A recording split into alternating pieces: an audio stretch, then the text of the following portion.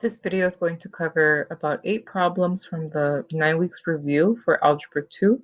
Let's go ahead and start right away. By the way, it is going to be a little bit lengthy, so just bear with me, okay? This first problem says the graph of a function is shown below. Find the domain, so I'm going to underline that, the domain of the inverse of the function. So let's just focus on the domain part first. So first of all, domain is all the x values within the function. And in this picture right here, we can see that on the left side, so the left side is right here, it starts with -3. So for domain for the original, I'm going to mark that right here. This is our original. Get something a little bit darker. So this is our original picture. So we haven't dealt with the inverse yet. We're starting with -3, okay? And as you can see, it's a closed circle, so that means we're going to put a bracket on that. Okay, then we put a comma, and since we're looking at, again, domain, so the x values, we have to look at the far left and the far right. So on the far right, we have this point over here, and that is going to be +3. And again, it's also a closed circle, so we have another bracket. Okay, and just because we have the r here, why not? Let's find the range for this as well. So range is going to be the y values, and it goes from the bottom to the top. So this is our lowest point right here, and this value is at -2. So -2. It's also a closed circle, so it's going to have a bracket.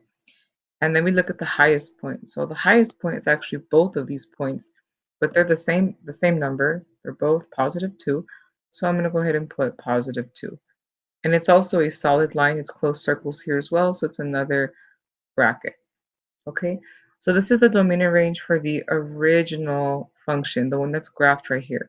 So now let's look at the inverse. The inverse is the opposite. So if you remember from our notes, okay, for inverse, we have to switch x and y.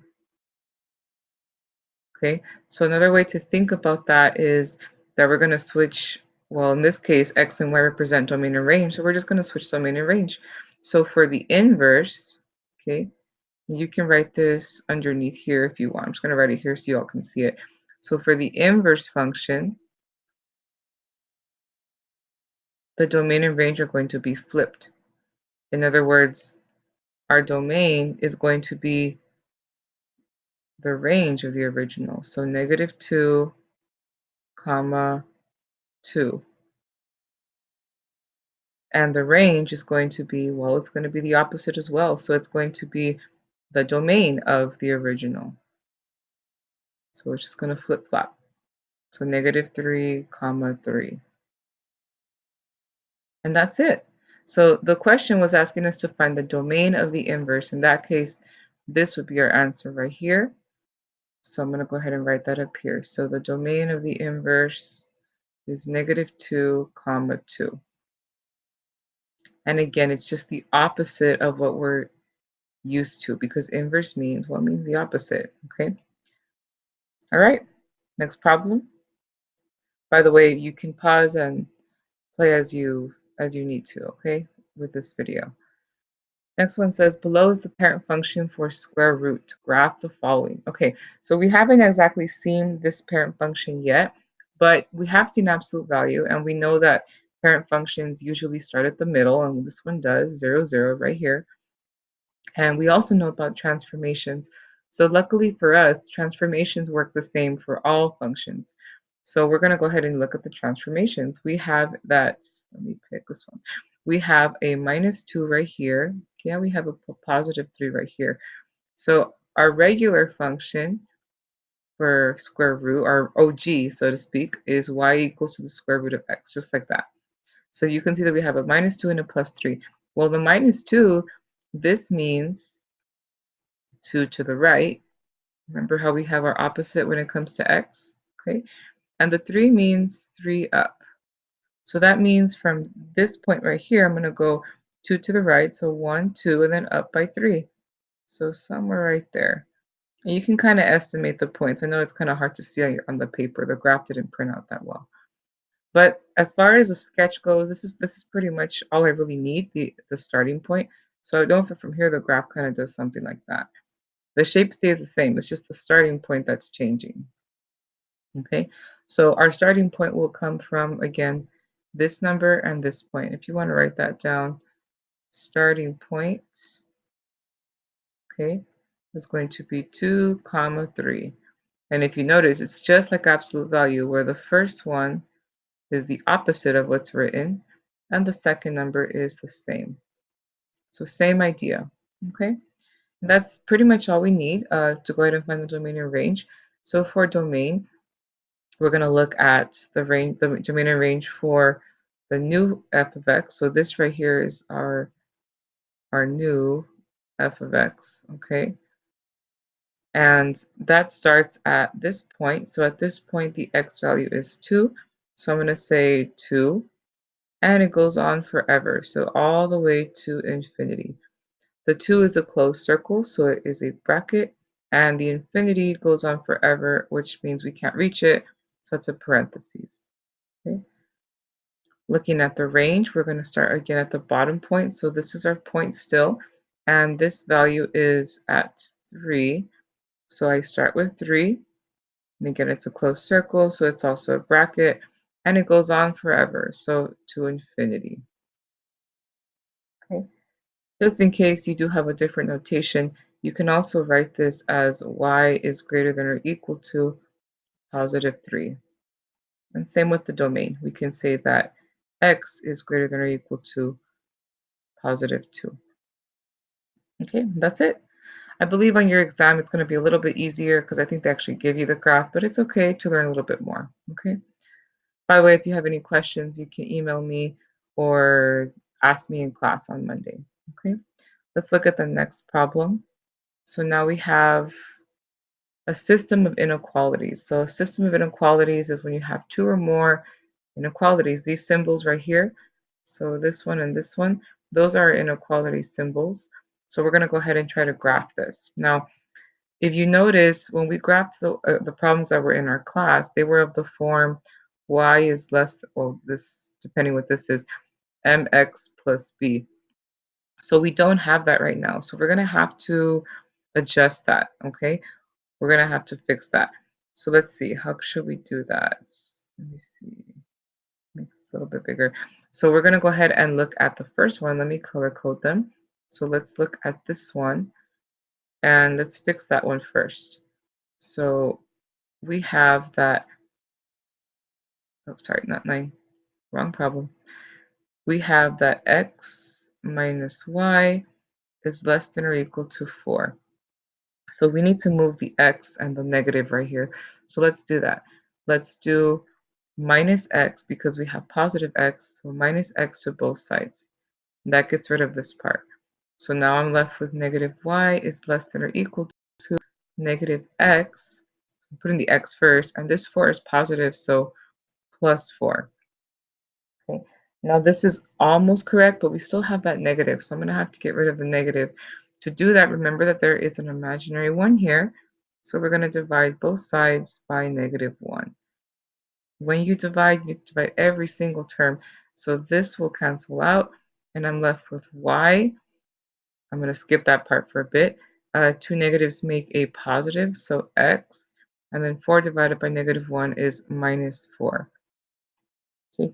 Now the reason that I skipped that inequality symbol, so this right here, is because when it comes to negatives being multiplied or divided with inequalities, something happens. Okay, so since I divided by negative 1, this is actually going to flip the other way. Now it's going to be greater than or equal to. Okay, that's just something you're going to have to remember. Okay, so hopefully you take some good notes right now. So anyway, this is our first inequality. Okay, according to this, remember there's an imaginary 1 here. According to this, our m, which is the slope, is just 1. It's this number right here. We can say it's 1 over 1 if you want. And our b, which is the y-intercept, is negative 4. So just like our zombie project, we're going to go ahead and plot this. We have negative 4, so 1, 2, 3, 4, right there. And the slope is 1 over 1. So I'm going to go up 1 over 1, up 1 over 1, all the way till, well, as far as I can. Okay. And then the last thing we look at is our inequality symbol. So that's this piece right here, greater than or equal to. So we have an equal to, that means that we're going to go ahead and connect the line because that means the line is solid. Hopefully yours is more straight than mine.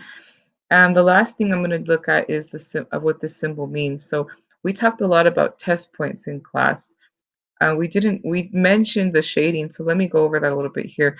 If it's going to be this way, if y is greater than or equal to, well, greater means, that says greater, okay? So greater means we're going to be going up. We're going to be shading above, okay? So it's going to be everything up this way. And I'm going to just do it lightly because we still have another graph to do, okay?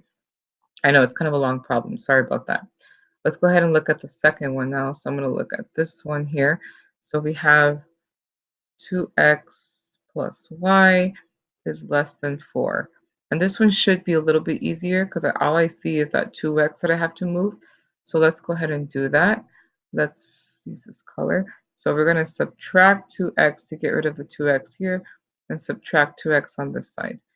And that gets rid of it. So I'm left with y is less than, I'm going to start with the x, negative 2x. And again, my 4 is positive, so plus 4. So here's the second inequality, okay?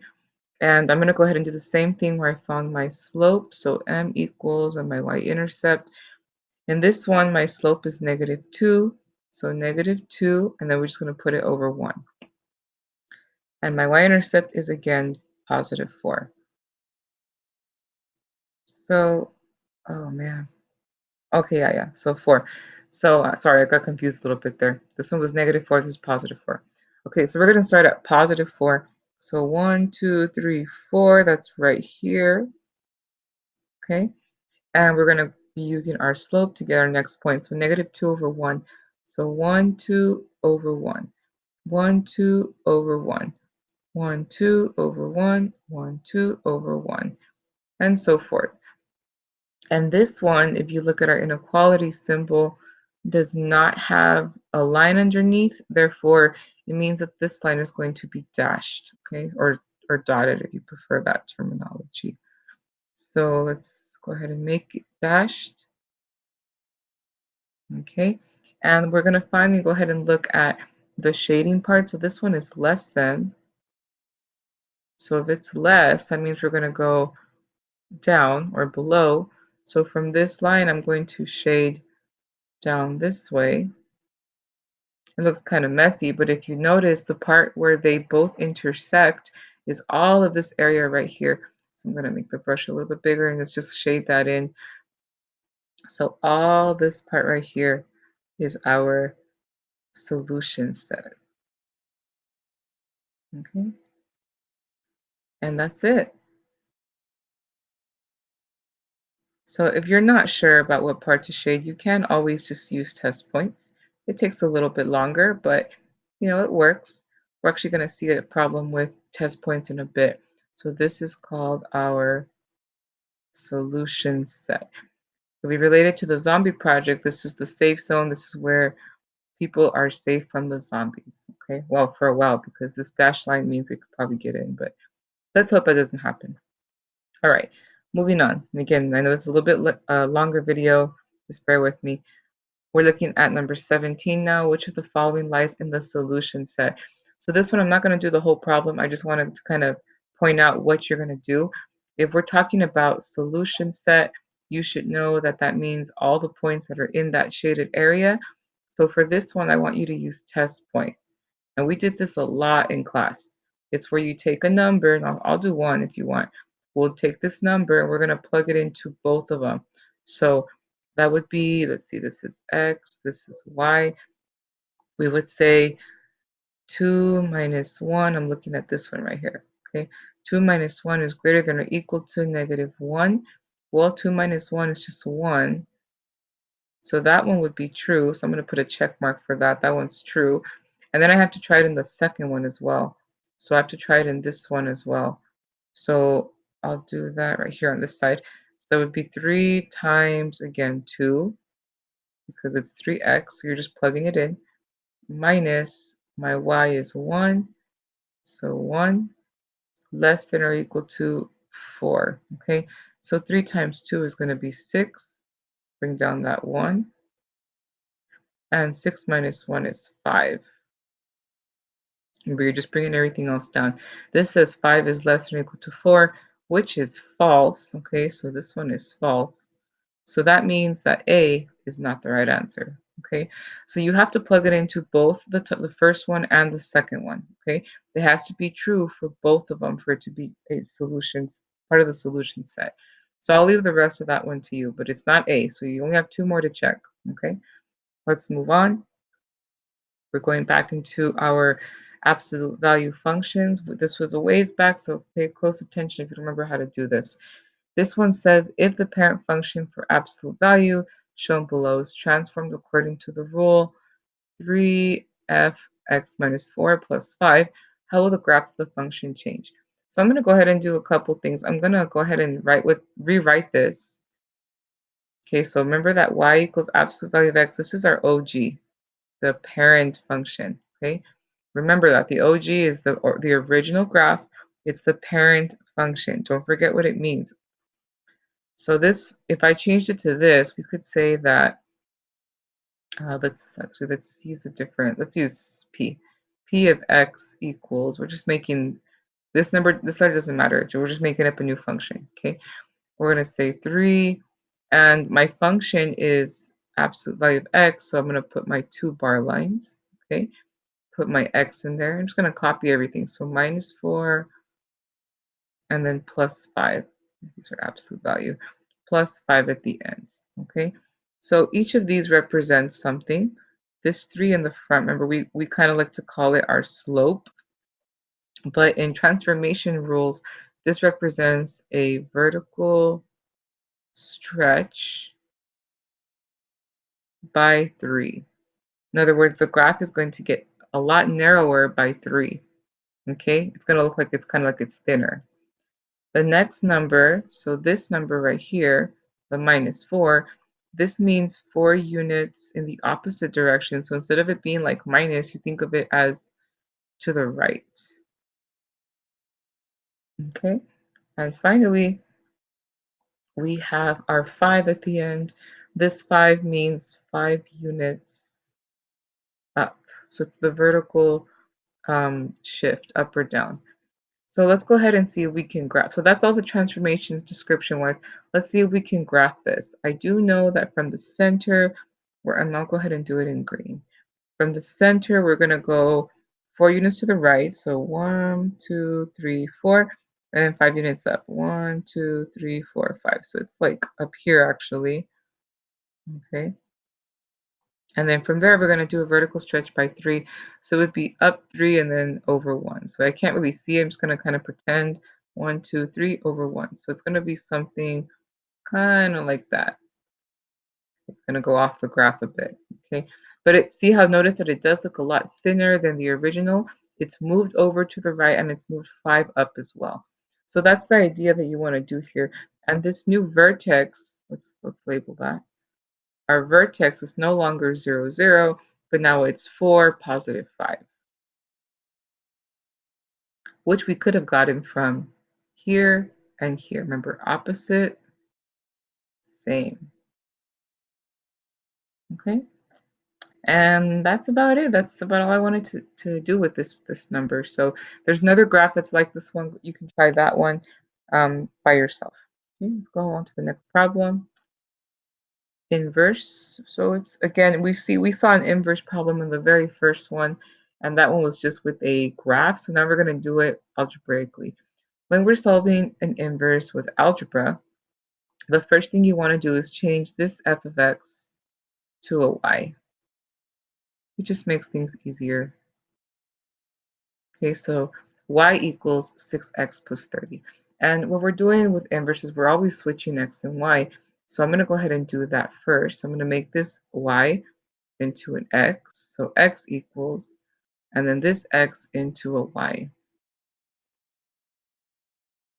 Okay, so I have x equals 6y plus 30. And then I'm just going to solve for y. So that means I'm going to try to get y by itself. So let's go ahead and do that. Let's do that by, so I can put a line here. we're going to move 30 first. So minus 30 to both sides. That gets rid of it here. And that leaves me with x minus 30 is equal to 6y. So be careful because right here, a lot of people like to write this negative 30x, but that's not correct, okay? It's x minus 30, a horizontal line. And then after that, we're going to go ahead and get rid of this 6. So to do that, I divide everything by 6. Make sure you do every single term because sometimes things will simplify, okay? So if we look here, well, x over 6, it stays the same. We can't do anything with that. But 30 over 6 is going to give us 5. So negative 30 divided by 6 is 5. And I'm just left with a y here. And this is kind of your answer, but you want to write it more officially. So officially, for inverse, okay, so for inverse, you write it as f to the power of negative 1 of x, remember this means inverse, is equal to, and I'm going to copy all this, so x over 6 minus 5. And that would be your answer, okay? Some people like to write it with uh, a 1, so just so you know they're the same thing, it might look like this, 1 over 6x, and then minus 5. They're the same thing though, okay? Because there's an imaginary 1 right here. Okay, moving on, I believe we're almost done. Let me see. Yeah, we're getting there. Okay, so let's look at this problem right here. This is a property problem, so it's talking about the range for some functions. So 3 of these you should know what they look like. The third one is the one that's kind of weird looking. So I'm going to draw a picture of each one just so you can see what they look like. The very first one I'll do in green. So f of x is equal to x squared. That one looks like this. It's kind of like a U shape. Okay, it's called a parabola. I'm sure you've seen it before. And they're asking us for the range. So remember, range is all the y values. So in this problem, the lowest point would be here at the bottom. So this point right here would be the lowest point, and the y value there is 0. Okay, actually that point is 0, 0. So we're looking at the y. So that means that our range would be y is greater than or equal to, because there is a point there, 0. So it just goes from here to infinity. Okay. Now, if we look at, and we're getting close to the end of this video, so that's good news. We're looking at g of x now, which is the square root of x. We saw that one a few problems ago, and that one looks like this. It's at the center, and then it goes out, kind of like that, like a curve, okay? And so again, we're looking at the range for this. So that goes from bottom to top. And look, this one also is at 0, 0. So our y is greater than or equal to 0. Again, what a coincidence, okay? Let's skip h for now and do the last one. We'll come back to it. So the final, this one right here, you guys have seen this one before. You should know what this one looks like, okay? This one is our v. It looks like a v, okay? And lo and behold, the range is also centered at the origin. So it's starting from 0. So y is greater than or equal to 0, okay? So these are all the same. If you look at the range, all ranges are the same. Now let's look at the last one, the one that I skipped on purpose. So this one looks kind of weird, okay? And this one, the thing with this one is that you can change that a to any number that you want. So I'm going to pretend that a equals 2, and that makes this one y equals 2 to the x, or h of x, whatever you want to use, okay? In general, this graph looks something like this. Kind of starts here, then it just goes up like that. Okay? The thing with this one though is that it will never, ever, ever, at least the parents, will never, ever, ever cross the x-axis. So therefore it will never equal to 0. It gets really close, but it doesn't actually cross. And the reason that happens is because there's this thing called a horizontal asymptote that does not let it cross. Okay? So this one is going to be y is greater than 0, but not equal to. And that's the main difference with these 4 functions. Okay? Let me see. I thought I had another problem. Nope, I guess that's it. All right, so that's the first half of the review. I hope you got it all. If you have any questions, go ahead and let me know, okay? Thank you.